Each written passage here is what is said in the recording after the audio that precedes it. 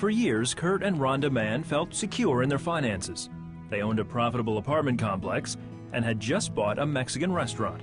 I had money to do what I wanted, when I wanted, and I'd go to car shows sometimes with a wad of cash in my pocket and come home with a new car. Then the economy crashed. They sold the restaurant on a payment plan, but the new owners fell behind on their payments. The apartment complex was also failing. Relying heavily on credit cards to keep them afloat, they racked up a $150,000 debt. It was a feeling of just drowning, just absolutely drowning, and a lot of anger going around, a lot of sadness for Kurt because he felt like a failure.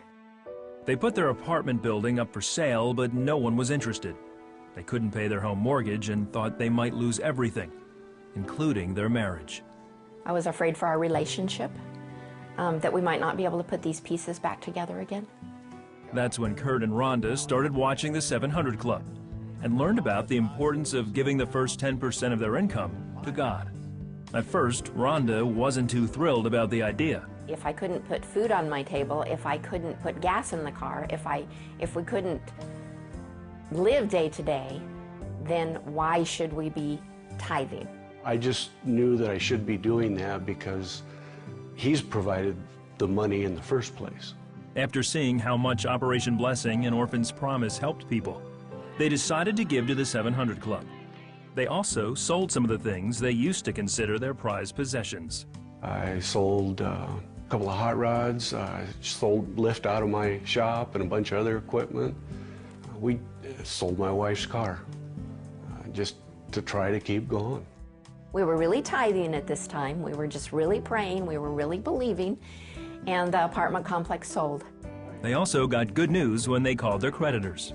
Every single creditor, credit card company, made some sort of a deal with us where we were able to get the cards where we could afford them, and they wrote a great deal of them off, too. But they were still struggling to pay off their mortgage. A CBN representative prayed with them for their finances. The next day, Kurt got a letter from the mortgage company. He came in and he stood there and he just sobbed. And I said, "What's wrong?" I thought something horrible had happened. And he said, "I want you to look at this." And he said, "I want you to read it. I don't know if I'm understanding it correctly." So I looked at it and it said, "The review of your financial situation, we have forgiven your second mortgage of $107,000. We have forgiven it."